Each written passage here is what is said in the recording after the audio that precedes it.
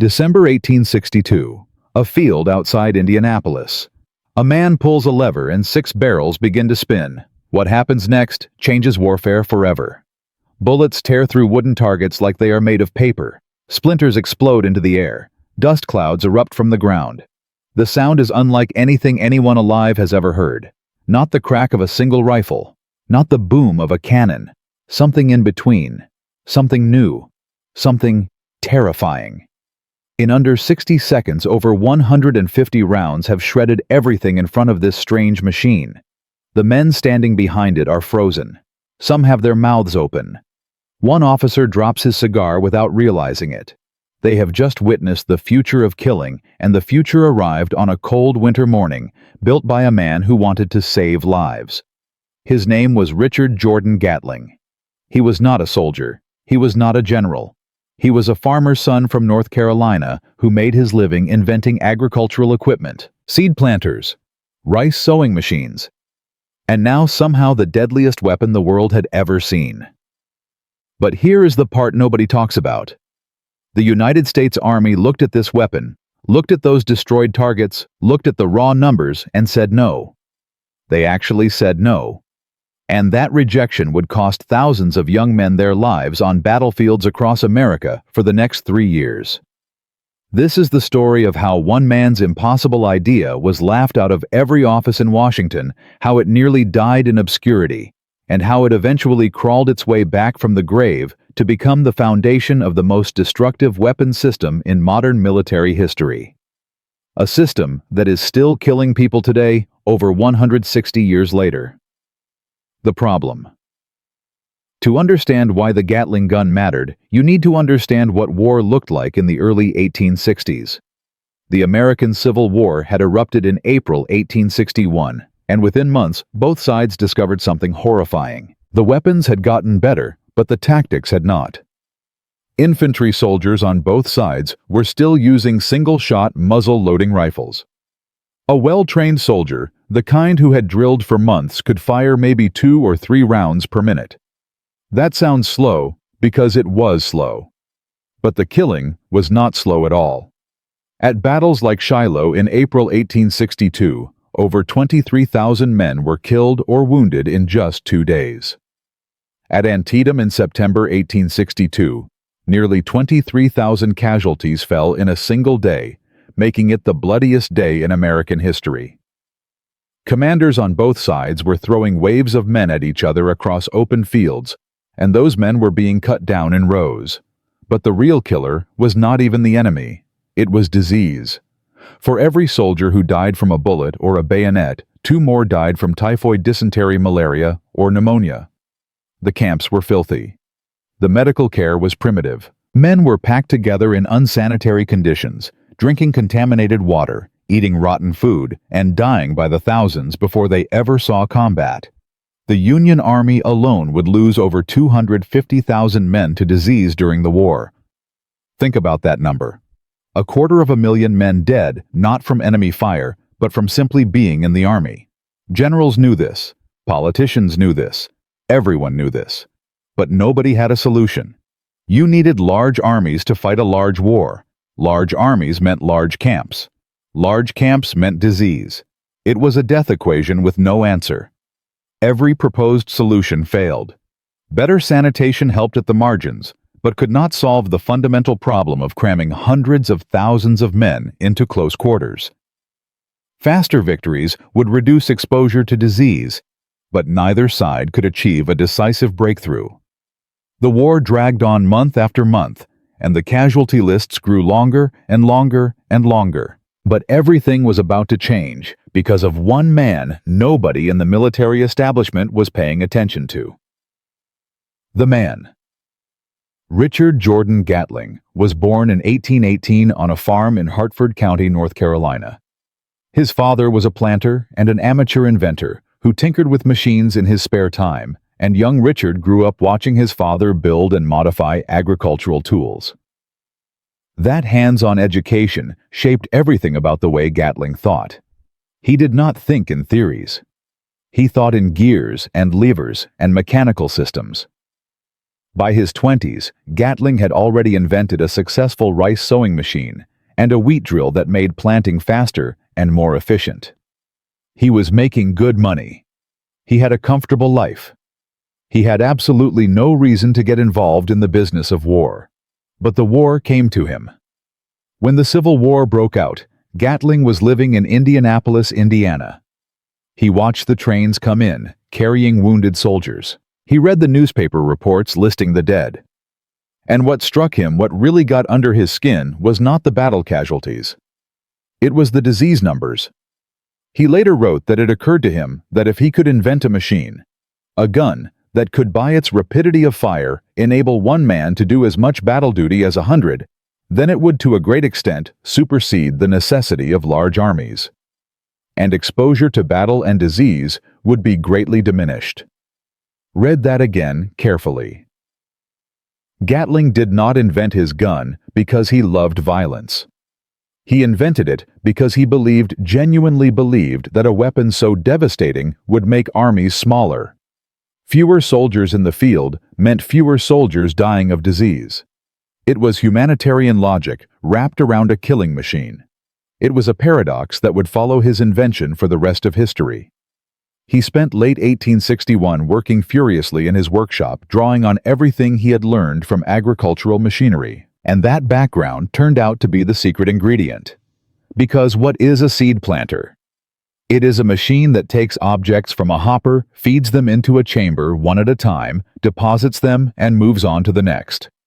Replace seeds with bullets, and you have the basic concept of the Gatling gun. The crazy idea.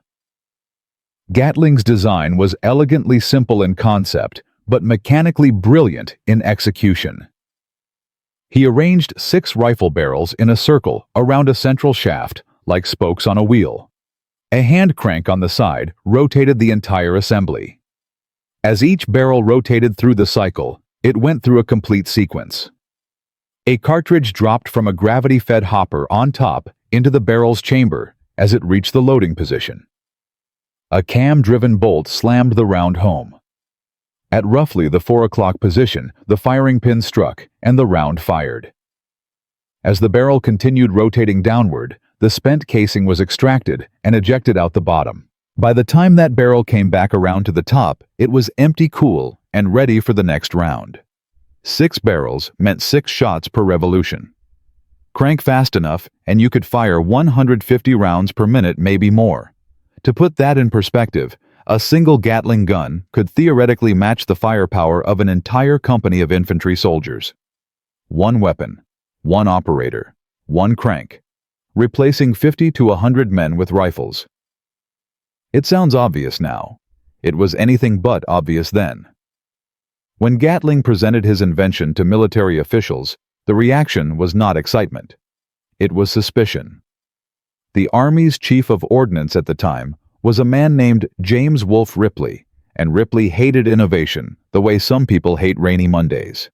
He was 67 years old, set in his ways, and fundamentally believed that the weapons the Army already had were good enough. Ripley looked at the Gatling gun and saw 3 things he did not like. First, it was expensive. Second, it consumed ammunition at a rate that would bankrupt the supply chain. Third, it was new, and in Ripley's world, new meant untested, unreliable, and unnecessary. Gatling later described Ripley as an old fogey who still thought flintlocks were the best guns ever made. Other officers were more polite, but equally dismissive. The consensus was brutal. Why would the Army spend money on a complicated mechanical contraption when a good soldier with a good rifle was a proven commodity? The rejection was total. Gatling was shut out of every official channel. His gun was declared an unnecessary expense. His letters went unanswered. His demonstrations went unattended. The United States Army, in the middle of the bloodiest war in its history, looked at a weapon that could have changed everything and walked away. The secret test. But Gatling did not quit. He could not quit. He had seen the casualty lists. He had watched the trains full of dying men. He knew his gun worked, so he did something that most inventors in his position would never have dared. He went around the official channels entirely. In 1863, Gatling managed to arrange a private demonstration for a small group of sympathetic officers and politicians in Indianapolis. He set up his gun on a field, loaded the hopper with cartridges, and started cranking. The results were devastating. Targets that would have taken a platoon of riflemen several minutes to destroy were shredded in seconds. The rate of fire was consistent. The mechanism did not jam. The accuracy, while not perfect, was far better than anyone expected from such a rapid-firing weapon. One officer who witnessed the demonstration reportedly said he had never seen anything like it in his entire military career. But the official army still would not budge. So Gatling took an even bolder step. He began selling directly to individual officers who had the money and the vision to see what this weapon could do. General Benjamin Butler, a political general with more ambition than most, personally purchased 12 Gatling guns out of his own pocket and brought them to the front. Butler used them in the trenches around Petersburg, Virginia, and the effect was immediate. Confederate soldiers who charged toward positions defended by Gatling guns were cut down before they could close the distance. The math was undeniable. One gun, one operator, and the firepower of 100 men. But even Butler's success could not overcome the institutional resistance. The war ground on without the Gatling gun being officially adopted. It was not until 1866, a full year after the war ended, that the United States Army finally officially purchased Gatling guns. Too late for the 620,000 men who died in the Civil War. Too late for the hundreds of thousands more who died of disease in those crowded camps. First blood on the world stage. Once the Army finally adopted the weapon, the Gatling gun spread across the globe with terrifying speed. The British Empire was the first major foreign power to purchase Gatlings in large numbers, and they put them to use in exactly the kind of conflicts where their advantage was most overwhelming. During the Anglo-Zulu War of 1879, British forces brought Gatling guns to southern Africa. At the Battle of Ulundi on July 4, 1879, a Zulu army of over 15,000 warriors launched a massive frontal assault against a British square formation. The Zulus were brave beyond measure, charging across open ground with shields and spears against disciplined rifle fire. But when the Gatling guns opened up, the battle became a slaughter. Concentrated bursts of fire tore through the advancing ranks with mechanical precision. Warriors who had survived volleys of rifle fire were simply erased by the sustained firepower of the rotating barrels. The battle lasted less than an hour. The Zulu army was shattered. British casualties were minimal. The Gatling gun had proven for the first time on a major battlefield the true concept of what a machine gun could do. It was no longer a curiosity. It was no longer an expensive toy. It was absolute proof that one mechanical weapon could neutralize an entire army. Armies around the world took notice. Russia bought Gatlings. France evaluated them. The Ottoman Empire acquired them. Within a decade, the Gatling gun had gone from a rejected American invention to a standard weapon in dozens of militaries across 6 continents. Cliffhanger. But here is where the story takes its darkest turn. Just as the Gatling gun was conquering the world, a quiet British inventor named Hiram Maxim was working on something that would make Gatling's hand-cranked masterpiece look like a children's toy. Maxim's fully automatic machine gun needed no hand crank. It fed itself, fired itself, and reloaded itself, using nothing but the recoil from its own bullets. By 1911, the United States Army officially declared the Gatling gun obsolete. Dead. Finished. Buried. And for nearly 50 years, that is exactly where it stayed. In museums, in warehouses, gathering dust, forgotten. But nobody, not a single person on Earth, could have predicted what would happen next. Because it would take jet aircraft flying at 600 miles per hour, a desperate engineering crisis that no existing weapon could solve, and 2 men with a crazy idea involving a museum piece to pull Richard Gatling's concept screaming back from the grave. And when it came back as something so powerful, so fast, so utterly destructive, that it would redefine aerial warfare forever. That story begins in Part 2. In Part 1, we saw how a farmer's son named Richard Gatling invented the deadliest weapon of the 19th century, watched the military reject it, and then lived long enough to see it conquer battlefields across the world before being declared obsolete in 1911. The Gatling gun was dead. Buried. Forgotten in dusty museums while fully automatic machine guns took over every battlefield on Earth. For nearly 50 years, nobody gave Gatling's spinning barrels a second thought. But then, something happened that nobody predicted. Jet aircraft arrived, and they broke everything. By the late 1940s, fighter jets were screaming across the sky at speeds that made every existing weapon useless. Pilots had fractions of a second to fire at enemy aircraft, and their guns simply could not put enough rounds into the air fast enough. The kill rate plummeted. Fighters were carrying 6 heavy machine guns and still missing.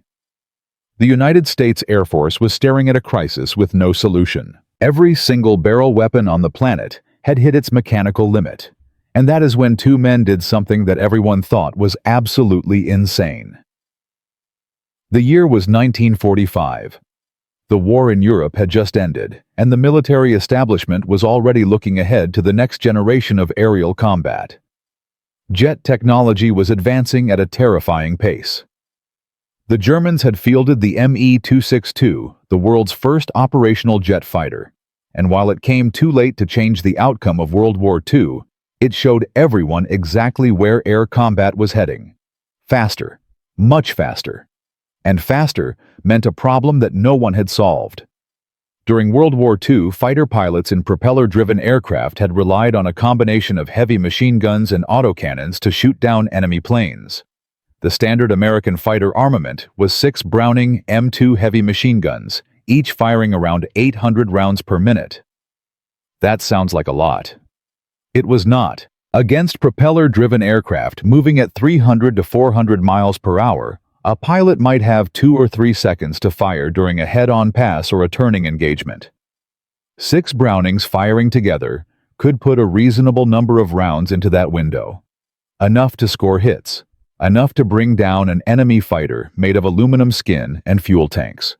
But jet aircraft changed the math completely.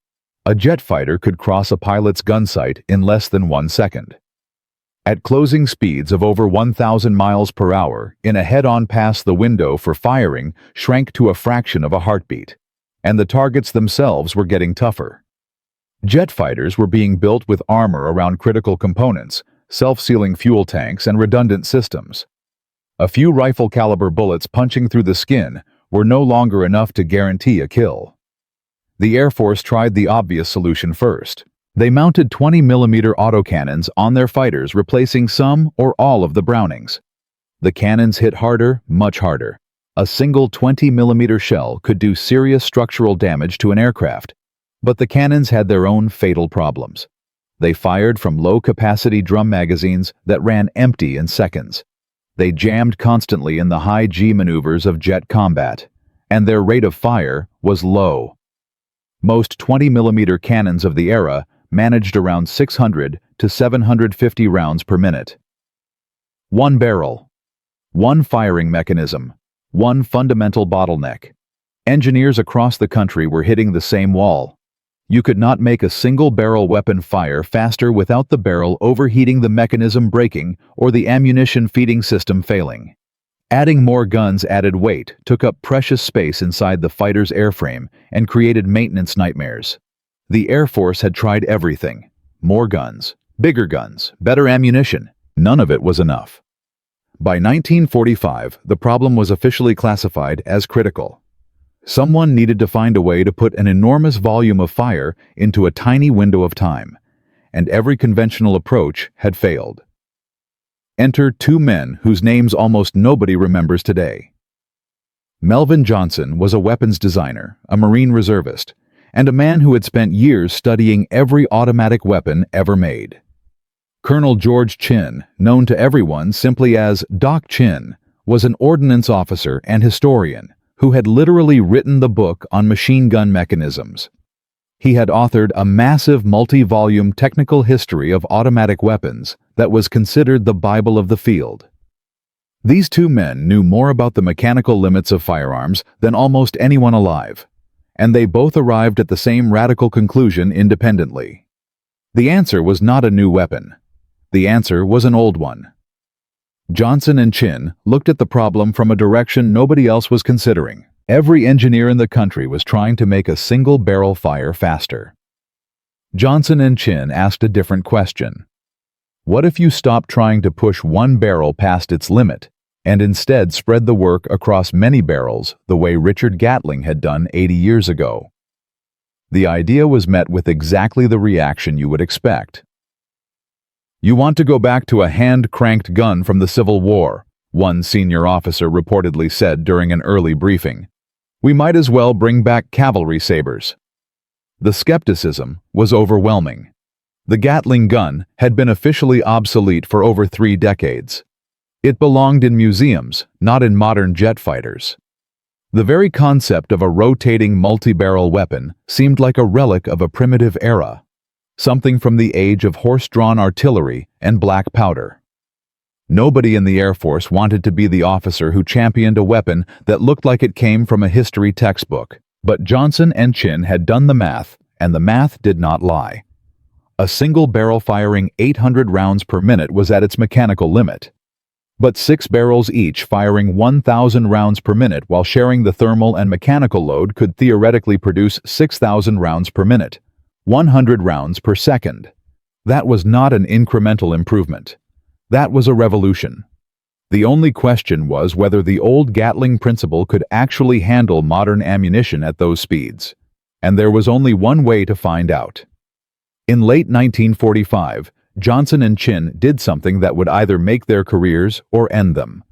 They contacted the Springfield Armory and arranged to borrow an original Gatling gun from a museum collection. The gun they received was a relic. It was a Model 1883 Gatling over 60 years old, designed for black powder cartridges that had not been manufactured in decades. The metal was aged. The mechanism had not been fired in years. By any reasonable standard, it belonged under glass, not on a firing range. But Johnson and Chin were not interested in reasonable standards. They transported the antique weapon to a test range, stripped off the hand crank, and bolted an electric motor directly to the drive shaft. They loaded it with the oldest compatible ammunition they could find and prepared to do something that their colleagues thought was either brilliant or certifiably crazy. The test was scheduled for a cold morning in early 1946 at a proving ground that had seen thousands of weapon evaluations. But none quite like this. Word had gotten around about what Johnson and Chin were attempting, and a small crowd of ordnance officers and engineers had gathered to watch. Most of them were there out of curiosity. Some were there to see the whole thing fail spectacularly. A few had placed informal bets on whether the ancient gun would explode, jam, or simply fall apart the moment the motor engaged. The Gatling sat on a heavy mount at the firing position, its 6 barrels pointing downrange toward a series of target frames set at various distances. The electric motor was wired and ready. The ammunition feed was loaded. Johnson checked every connection one final time. Chin stood to the side with a clipboard ready to record the results. The range officer called the line clear. Johnson looked at Chin. Chin nodded. Johnson engaged the motor. For a split second, nothing happened. The barrels began to rotate slowly, almost lazily, like a machine waking from a long sleep. Then the speed picked up. The rotation accelerated. And then the gun fired. The sound was not like anything the observers expected. It was not the rhythmic hammering of a machine gun. It was not the slow thumping of a cannon. It was a continuous unified roar, a buzzsaw made of gunfire, a solid wall of sound that hit everyone in the chest and did not stop. Brass casings poured from the ejection port in a golden waterfall. Downrange, the target frames disintegrated. Not just holes punched through them. They ceased to exist. Wood splintered into fragments. Metal backing plates were shredded. Dust erupted from the impact berm in a continuous cloud that obscured the entire target area. and huge billowing clouds of white smoke rolled across the range from the old black powder ammunition, turning the firing line into something that looked like a Civil War battlefield transported forward in time. The motor hummed, the barrels spun, and the rounds kept coming. Johnson held the trigger for a measured burst, and in those few seconds, the 60-year-old museum piece delivered something that no weapon on Earth could match. When the smoke cleared and the range crew tallied the results, the number was staggering. The antique Gatling gun, designed in an era of horse cavalry and wooden ships, had fired at a rate of 4,000 to 5,000 rounds per minute, without a single malfunction, without a single jam, without a single failure of any kind. The silence after the firing stopped was absolute. The officers who had come to watch the spectacle stood motionless. The ones who had placed bets on failure quietly pretended they had not. One engineer who witnessed the test later wrote that it was the single most impressive demonstration of a weapon concept he had ever seen. Not because of the destruction, although that was considerable, but because it proved that an idea from 1861 was not just still valid. It was the only solution to a problem that had stumped the best weapons engineers in the world for years. Johnson turned to the gathered officers and said something to the effect of, "Gentlemen, if a 60-year-old gun-firing black powder ammunition can do this, imagine what a modern version built with current materials and engineering could achieve." Nobody laughed. Nobody called it crazy. Nobody mentioned cavalry sabers. The results spoke for themselves with a voice louder than any argument. Within months, the test results had reached the highest levels of the Air Force and Army ordnance. In 1946, the program that would change aerial warfare forever was officially launched under the designation Project Vulcan.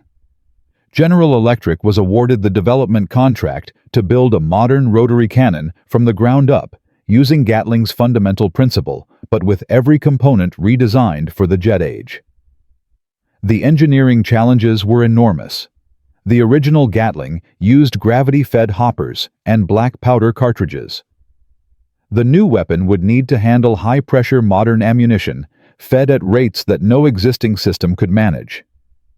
The barrels had to be manufactured from materials that could withstand sustained firing at temperatures the original design never encountered. The drive system had to be powered externally by electric or hydraulic motors, because obviously a pilot could not sit in a cockpit hand-cranking a gun during a dogfight at 600 miles per hour.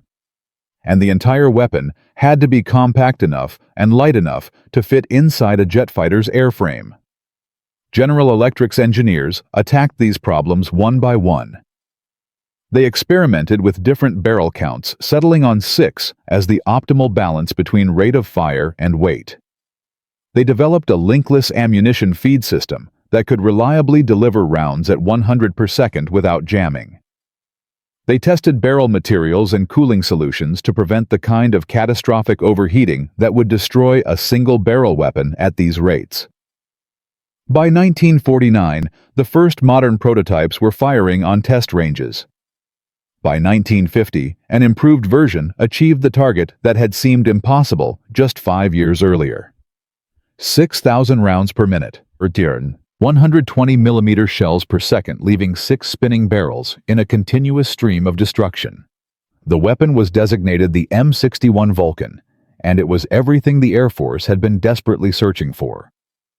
A pilot could now press the trigger for less than 2 seconds during a high-speed pass and send over 150 explosive shells into the space occupied by an enemy aircraft. The probability of scoring hits went from marginal to overwhelming. The first frontline fighters equipped with the M61 Vulcan entered service in the mid-1950s, and from that point forward, virtually every American fighter jet built would carry Gatling's invention, reborn in steel and fire. The F-104 Starfighter, the F-4 Phantom, the F-15 Eagle, the F-16 Fighting Falcon, the F-18 Hornet. Every single one of them armed with a direct descendant of the weapon that a farmer's son built in an Indianapolis workshop in 1861. The officers who had rejected the idea were silent. The engineers who had said it was impossible moved on to other projects. and the Gatling gun, declared dead and buried in 1911, was now the most important aircraft weapon in the arsenal of the most powerful air force on Earth. But putting the Vulcan into jet fighters was only the beginning, because while engineers at General Electric were perfecting the 20-millimeter cannon for air-to-air combat, a new war was brewing on the other side of the world. A war fought not in the sky between screaming jets, but in the jungles and rice paddies of a small country called Vietnam. And in that war, American soldiers were about to face a problem that no fighter cannon could solve. Helicopters, the revolutionary new way of moving troops into combat, were being shot out of the sky at an alarming rate. Door gunners with standard machine guns were firing back, but their weapons were too slow, too weak, too limited. The troops they were carrying were dying before they could even reach the ground. Someone at the Pentagon looked at the Vulcan and asked a question that would create one of the most terrifying weapons in military history. What if we made it smaller? What if we scaled this monster down to rifle caliber and put it on a helicopter? What if we gave a single door gunner the firepower of an entire infantry platoon? That question led to the creation of a weapon that would earn its own nickname in the jungles of Vietnam. A weapon that enemy soldiers would learn to fear more than bombs, more than artillery, more than anything else that flew above the trees. They called it the Minigun. And in Part 3, we will see what happened when it was unleashed. From a farmer's workshop in 1861 to a museum relic declared obsolete in 1911, and then resurrected by two men who bolted an electric motor to an antique gun and watched it fire 5,000 rounds per minute. The Gatling principle had been reborn as the M61 Vulcan, a 20-millimeter rotary cannon that armed every American fighter jet in the sky. But the Pentagon wanted more. They asked General Electric to shrink the Vulcan down to rifle caliber and mount it on helicopters. The result was the M134 minigun, a 6-barrel weapon, firing 7.62-millimeter ammunition at up to 6,000 rounds per minute. 100 bullets per second from a weapon small enough to fit in a helicopter doorway. By 1963, the first miniguns were rolling off the production line. And they were about to be sent to a place where the jungle swallowed soldiers whole and the enemy could appear from anywhere at any time. Vietnam was waiting. And Vietnam would turn the minigun into a legend. The early years of American involvement in Vietnam exposed a problem that no amount of planning had anticipated. Helicopters were the revolution. The UH-1 Huey became the workhorse of the war, carrying troops into landing zones carved out of triple canopy jungle, extracting wounded from hot zones and resupplying remote outposts that could not be reached by road. But the Huey was also a flying coffin.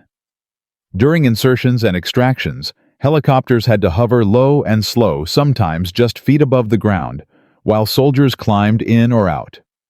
In those moments, they were perfect targets. Viet Cong fighters learned quickly. They would wait in the tree lines surrounding landing zones, hidden and patient. The moment a Huey slowed to drop its troops, every weapon in the jungle opened up. AK-47s, RPGs, heavy machine guns. The bullets would tear through the thin aluminum skin of the helicopter like it was paper. Pilots and crew chiefs were hid in their seats. Door gunners firing back with M60 machine guns could only put out 600 rounds per minute, and that simply was not enough to suppress a dug in enemy firing from multiple positions in thick vegetation. The losses were staggering. Over the course of the war, more than 5,000 helicopters were destroyed in Vietnam. Thousands of pilots and crew members were killed. During the peak years of 1967 to 1969, helicopter losses averaged over 500 per year. Some units reported losing every helicopter in their company at least once. Replacement aircraft and crews were being consumed faster than the military could produce them. The door gunners were brave beyond measure, leaning out into the wind with their M60s blazing, trying to put rounds into tree lines they could barely see. But 600 rounds per minute against a hidden enemy in dense jungle was like trying to put out a forest fire with a garden hose. The suppressive effect was minimal. The enemy knew exactly how long it took for the gunner to reload, and they timed their heaviest fire for those gaps. Something had to change, or the entire airmobile concept that defined American strategy in Vietnam would collapse under its own casualties. But this was not the only challenge the minigun would face. The minigun arrived in Vietnam with enormous promise and immediately ran into problems that no test range in the United States had prepared anyone for. The jungle environment was brutal on the weapon. Humidity caused corrosion. Red laterite dust jammed feed mechanisms. The intense heat expanded components beyond their design tolerances. Maintenance crews who had been trained on clean, well-lit factory floors were now working on miniguns in muddy field conditions with limited spare parts and improvised tools. The ammunition consumption was another shock to the system. A single minigun firing at its maximum rate could burn through its entire ammunition load in less than a minute. Helicopter crews discovered that they had to carefully manage their trigger time or risk running dry in the middle of a firefight. Supply officers who were already struggling to keep conventional ammunition flowing to frontline units suddenly had to deal with a weapon that consumed bullets at 10 times the rate of anything they had handled before. Logistics chains that had been designed around M60 machine guns were completely overwhelmed. And there were accidents. The minigun's rate of fire was so extreme that when something went wrong, it went wrong catastrophically. A feed jam at 6,000 rounds per minute could shatter the mechanism. A barrel failure could send fragments into the helicopter's cabin. Several incidents in early deployments caused injuries to crew members and damage to aircraft. Critics within the military establishment seized on these problems immediately. Officers who had never wanted the minigun in the first place pointed to every malfunction, every logistics headache, every accident as proof that the weapon was unreliable and impractical. There were formal recommendations to pull the minigun from service and revert to standard M60 door guns. The program was hanging by a thread. For a brief, dangerous moment, it looked like the Gatling principle might be sent back to the museum for a second time. But then came the night that changed everything. November 1965. The Ia Drang Valley, Central Highlands of Vietnam. This was where the United States Army fought its first major engagement against regular North Vietnamese Army forces, and it was a bloodbath. The battles around landing zones X-Ray and Albany have been extensively documented, but what happened in the weeks and months following Ia Drang at fire bases and outposts scattered across the highlands is less well known. It was in these desperate small unit actions that the minigun first proved what it could really do. Picture a remote fire base in the Central Highlands, late 1966. A perimeter of sandbags and barbed wire. Maybe 200 American soldiers and their South Vietnamese allies. The jungle presses in from every side close enough that a man could throw a rock from the tree line and hit the outer wire. Intelligence reports indicate a North Vietnamese regiment is in the area. That means over 1,000 enemy soldiers, possibly more somewhere in the darkness beyond the perimeter. At 0200, the attack begins. Mortar rounds slam into the firebase. The tree line erupts with muzzle flashes. Hundreds of NVA soldiers surge forward through the wire, firing as they come. The American defenders open up with rifles, M60 machine guns, and Claymore mines. Tracers streak in both directions. The noise is deafening. The first wave is stopped at the wire, but the second wave is right behind it, and the third. The NVA commanders are throwing everything they have at one section of the perimeter, trying to achieve a breakthrough through sheer mass.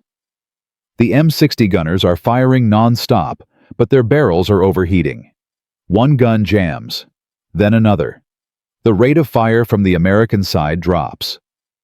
The NVA sense the weakness and push harder. The perimeter is bending. Then the radio crackles, air support inbound. Minutes later, the sound arrives before the aircraft does. A distant drone, a low thrumming that grows louder, and then a UH-1 gunship appears over the tree line, its navigation lights off, visible only by the glow of the firebase fires below. The pilot banks into a tight orbit around the perimeter. The door gunner leans into his weapon. It is an M134 minigun. He presses the trigger. The sound is not like a machine gun. It is a buzz, a roar, a continuous ripping noise that drowns out every other sound on the battlefield. Red tracer rounds pour from the helicopter in a solid stream, not individual lines of fire, but a waterfall of burning light that arcs down into the tree line. The effect is instantaneous. The section of jungle where the NVA assault force is massing simply comes apart. Trees shatter, branches disintegrate, the ground erupts in continuous explosions of dirt and vegetation. 100 rounds per second are impacting an area the size of a tennis court, and nothing in that area survives. The NVA assault on the compromised section of the perimeter stops, not slows. Stops. Soldiers who were charging forward seconds ago are now dead, wounded, or running. The gunship orbits again, and the minigun sweeps another section of the tree line. More tracers. More destruction. On the ground, the American defenders watch the red streams of fire pouring from the sky and feel something they have not felt in hours. Hope.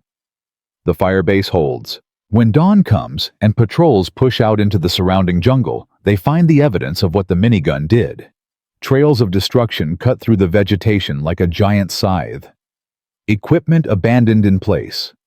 Blood trails leading deeper into the jungle, where the survivors dragged their wounded.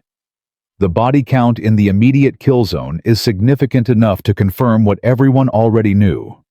A single minigun had broken an assault that rifles and M60s could not stop. The after-action report goes up the chain of command. Then another report from another firebase. Then another. A pattern emerges. Units equipped with minigun-armed helicopters are surviving attacks that would have overrun positions defended by conventional weapons alone. The kill ratios are not just better, they are in a completely different category. The reports from the field changed the conversation in Washington overnight. The logistics problems were real, but the results were undeniable. Commanders who had been skeptical demanded miniguns for their units. The Army accelerated production and distribution. General Electric expanded its manufacturing lines. By 1967, the minigun was no longer an experimental weapon being tested in small numbers. It was a standard component of American helicopter armament across Vietnam. The UH-1 gunship variants received the XM-21 armament subsystem, mounting a minigun on each side of the aircraft alongside rocket pods. The new AH-1G Cobra attack helicopter, which entered service in 1967, carried a minigun in its nose turret paired with a 40mm grenade launcher. For the first time in the war, American helicopters were not just transports that could defend themselves. They were dedicated killing machines built around the minigun's firepower. But the transformation did not stop with helicopters. The Air Force looked at what the minigun was doing on gunships and asked the obvious question. If one minigun on a Huey could break an infantry assault, what would 3 miniguns on a fixed-wing aircraft do? The answer was the AC-47. Spooky, a converted C-47 transport plane fitted with 3 side-firing M134 miniguns. The concept was almost absurdly simple. Fly in slow circles over a battlefield at night. Point the guns out the left side of the aircraft. Fire downward in continuous streams while using flares to illuminate the targets below. The results were apocalyptic. 3 miniguns firing simultaneously produced 18,000 rounds per minute. 300 bullets per second raining down from the sky. A single AC-47 could saturate an area the size of a football field with bullets in under 10 seconds, placing a round in every square meter. American troops on the ground gave the AC-47 a nickname that stuck: Puff the Magic Dragon. Because when the guns fired at night, the streams of red tracer rounds looked like a dragon breathing fire from the sky. Every 5th round was a tracer, which meant for every red line visible, 4 invisible bullets traveled beside it. The visual effect was terrifying. The physical effect was annihilating. Viet Cong and NVA soldiers developed a deep, visceral fear of the gunships. Prisoners of war reported that the sound of a circling AC-47, that distinctive drone followed by the buzzing roar of the miniguns, was the most demoralizing weapon they encountered. More feared than B-52 strikes. more feared than artillery. Because the dragon could see you, the dragon could follow you, and the dragon did not miss. The success of Spooky led directly to more powerful gunships. The AC-119 arrived in 1968 with improved sensors and heavier armament. The AC-130 Spectre followed in 1969, carrying not just miniguns, but also 20mm Vulcan cannons and 40mm Bofors guns. The evolution from a single minigun on a helicopter door to a flying arsenal of rotary weapons took less than 5 years. Richard Gatling's spinning barrels, once declared dead and obsolete, were now the centerpiece of an entirely new category of aerial warfare. The Gatling gun had traveled an impossible journey. From a hand-cranked curiosity rejected by the Civil War Army to an obsolete relic gathering dust in museums. From a museum piece reborn by an electric motor to a 20mm cannon arming every American fighter jet. From a fighter jet weapon scaled down to rifle caliber on helicopters to a flying dragon that rained fire from the night sky over Vietnam. Each step seemed like the final evolution. Each time, someone found a way to push it further. But Vietnam was not the end of the story. Not even close. Because while the minigun was rewriting the rules of ground support, engineers were already working on something far more ambitious. Something that would take the Gatling principle to its absolute extreme. A weapon so large, so powerful, and so destructive that they would have to design an entirely new aircraft just to carry it. A weapon that fired 30mm shells made of depleted uranium at nearly 4,000 rounds per minute. A weapon that could kill a tank. They called it the GAU-8 Avenger, and the aircraft they built around it would become the most beloved and most feared ground attack plane in history. The A-10 Thunderbolt II. The Warthog. But that story, the story of how a gun became so powerful that they built a plane around it instead of the other way around, that is the final chapter. And it begins in Part 4. Orchestrated narrative continuation at specified length. The user wants Part 4, 1,500 words, continuing the storytelling style, no annotations or explanations. Done. A farmer's son invented a weapon that could replace 100 soldiers. The military rejected it. It conquered the world anyway, then died in 1911. 2 men bolted a motor to a museum relic and watched it fire 5,000 rounds per minute. That resurrection became the M61 Vulcan on every American fighter jet and the M134 minigun that rained fire from helicopters and gunships over Vietnam. The Gatling principle had gone from obsolete curiosity to the most important weapon system in aerial warfare. But the story was not finished. Because in the early 1970s, the United States Air Force asked a question that sounded like a joke. What if we build a gun so big, so powerful, that we have to design an entire airplane around it? That was not a joke. That was the A-10 program. And the weapon at its heart would become the most powerful rotary cannon ever mounted on an aircraft. This is how the Gatling gun reached its final and most terrifying form. The Cold War was at its peak. NATO intelligence estimated that the Soviet Union had tens of thousands of tanks and armored vehicles ready to roll across the plains of Western Europe at a moment's notice. If that invasion ever came, NATO ground forces would be massively outnumbered. They needed a way to kill tanks from the air quickly, cheaply, and in enormous numbers. Existing fighter bombers could carry anti-tank missiles and bombs, but they were expensive fast and not designed to loiter over a battlefield, picking off individual vehicles. The Air Force wanted something different, something slow, something ugly, something that could fly low, absorb punishment, and destroy armored columns with a weapon that never ran out of guided missiles because it did not use guided missiles.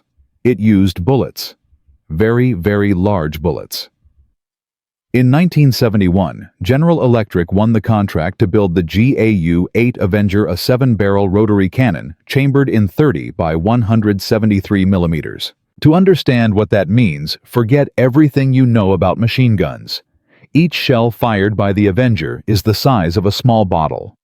The complete weapon system, including the gun, the ammunition drum, and the feed mechanism, weighs 1,800 kilograms when fully loaded. That is nearly 2 tons of gun. The ammunition drum alone holds 1,150 rounds of a combat mix, 4 armor-piercing depleted uranium rounds, for every 1 high-explosive incendiary round. The depleted uranium penetrators are dense metal rods that do something uniquely horrifying when they hit armor. They are pyrophoric, which means they ignite on impact, spraying burning metal fragments inside whatever vehicle they penetrate. They do not just punch a hole. They start a fire inside a sealed metal box full of fuel and ammunition. The high-explosive rounds fragment and burn, destroying softer targets, like trucks' radar installations and infantry positions. At its operating rate of 3,900 rounds per minute, the Avenger sends roughly 65 of these shells downrange every second.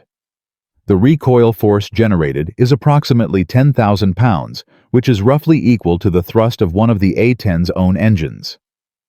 Engineers had to mount the gun precisely on the aircraft's centerline, so the recoil pushed straight back instead of twisting the airframe. The nose landing gear was offset to the right to make room for the massive ammunition drum. The firing barrel was aligned with the exact center of the aircraft. In every meaningful sense, the A-10 Thunderbolt II was not an airplane with a gun attached. It was a gun with an airplane attached. When the Avenger fires, the entire aircraft shudders. The pilot feels the deceleration in their chest. A cloud of gun gas erupts from the nose, so thick and so oxygen-depleted that early test flights experienced engine surges when the exhaust was sucked into the intakes. Engineers had to redesign the engine ignition systems to compensate. But when those engineering problems were solved, what remained was a weapon of extraordinary precision and lethality. The Avenger's accuracy is rated at 5 milliradians at 80%, which means at a typical combat range of about 1,200 meters. 80% of the rounds land inside a circle roughly 12 meters across.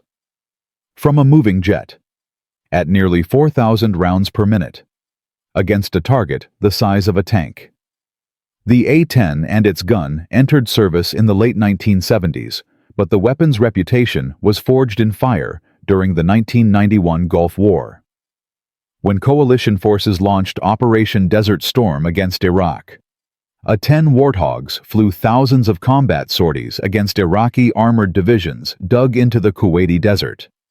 The results were devastating beyond anyone's projections. A-10 pilots would roll into attack dives from around 10,000 feet, lining up on columns of Iraqi tanks, armored personnel carriers, and trucks stretched along desert roads.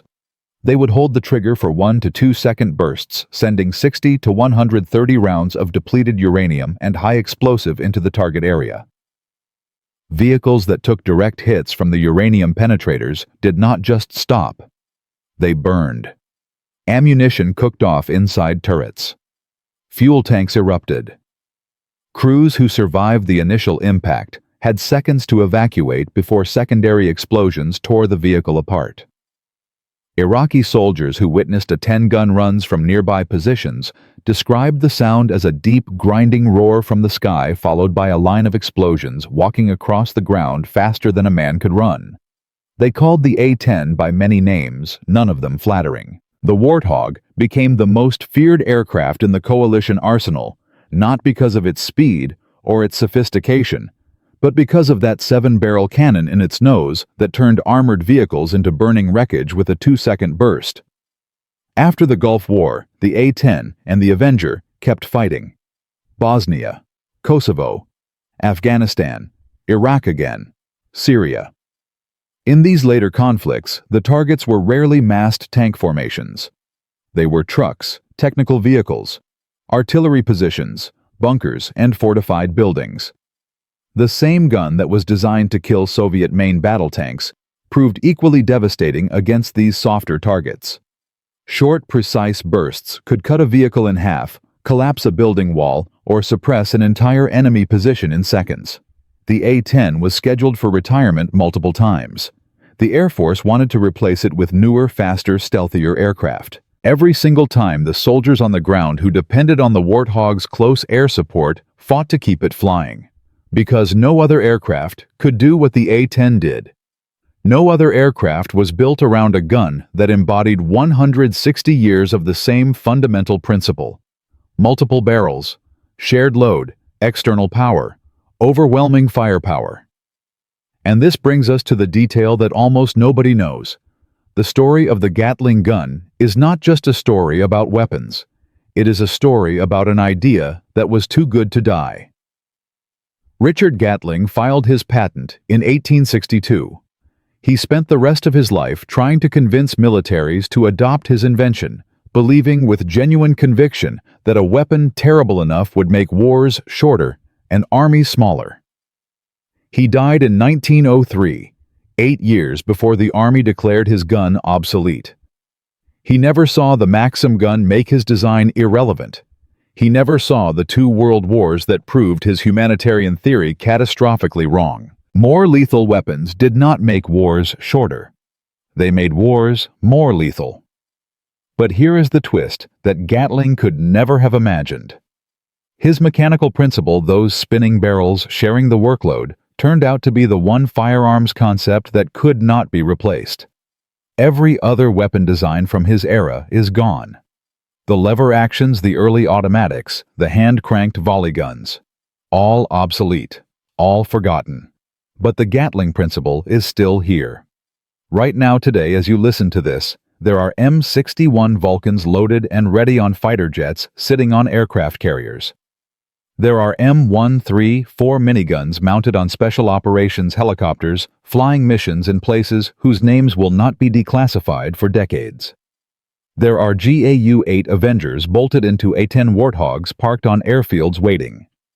There are Phalanx CIWS systems on Navy warships using the same rotary principle to shoot down incoming missiles at 4,500 rounds per minute. More than 160 years after a farmer's son sketched a design for 6 spinning barrels, his idea is embedded in every branch of the United States military and in the armed forces of dozens of nations around the world. From a seed planting machine to a weapon that could replace 100 men. From a rejected patent to a museum relic. From a museum relic to the fastest firing aircraft cannon in history. From a helicopter doorway in Vietnam to a dragon-breathing fire from the night sky. From a gun so powerful they built an airplane around it to a principle so fundamental it cannot be retired. Richard Jordan Gatling was a farmer who wanted to save lives by making war so terrible that no one would fight. He was wrong about that. But the machine he built in that Indianapolis workshop in 1861 is still killing people today, and it will still be killing people long after everyone listening to this is gone. Some ideas are too powerful to stay dead. The Gatling gun is proof. If you know another story like this, where a rejected idea came back to change history, share it in the comments. And if you want to hear more stories about the innovations that shaped modern warfare stories that most people have never heard, subscribe and stay tuned. Because history is full of crazy ideas that turned out to be right. And the craziest ones are always the ones nobody believed.